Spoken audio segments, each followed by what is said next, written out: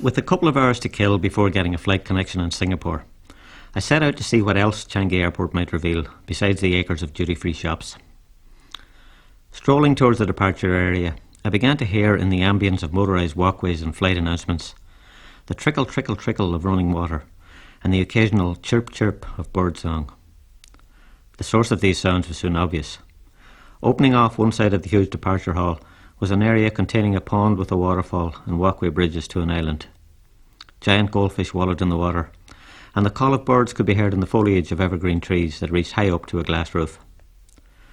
An architecturally designed oasis of calm for a busy airport building, it was substantial, but otherwise not particularly remarkable. However, on entering and walking around, something intrigued me. The water, the trees, the fish, and the other features were undoubtedly real. But what about the birds? Surely they couldn't be real. Their calls, though, seemed realistic and natural. One moment a bird sounded from high up in front. A few seconds later another answered from behind at mid-height. A little later and another chirped from low down to one side.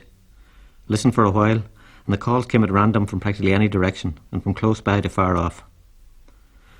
However, peering for some time into the trees in the direction of the sounds brought no bird-like shapes into view. No wings fluttered through the leaves. The reality was that there were no birdies in that ersatz sylvan setting, merely their disembodied calls being reproduced. So how was it done, I wondered? Just as no birds could be seen in the trees, no loudspeakers were visible there either. Apparently, some degree of acoustic trickery was involved. Much close scrutiny eventually revealed tiny speakers well concealed, not in the trees as expected, but in the wall panel supports. And then, eureka, I understood what was going on. A sophisticated system of three-dimensional sound reproduction called quadrophony was being used. The effect was so good, though, and the disguise so complete, that I'm sure many who have passed through that airport were convinced that there really were birds in those trees.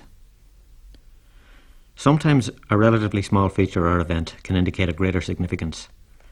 Using super-realistic sound effects to give an illusion of birds, in a setting where the real things would be unpredictable and rather messy, reveals something of the character of this modern city-state. With its need for perfection and control and a compliant population willing to police itself, Singapore has become prosperous with a high level of cleanliness and order. A raft of legislation backed by stiff sanctions that include flogging is enforced with a vigour that makes zero tolerance look like a soft approach. Its entry forms carry the stark message, "Death to drug smugglers," giving visitors an early indication of this strictness. There's even a law banning chewing gum, so that the pavements remain spotless.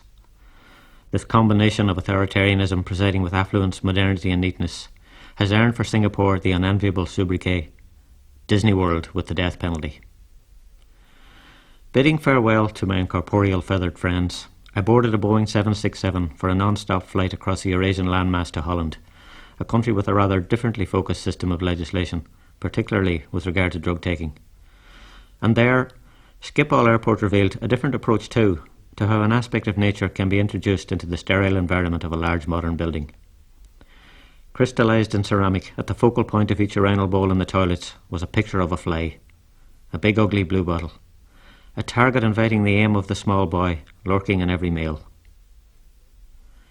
In the space of 14 hours in the airport buildings of two developed countries, I had encountered two attempts at illusion, one covert, the other undisguised, and each gave a glimpse of the character of their respective society. The Dutch taking a tongue-in-cheek approach, the Singaporeans seeking flawlessness. Of the two, I preferred the Dutch one. It made me smile, and that, as they say, made all the difference.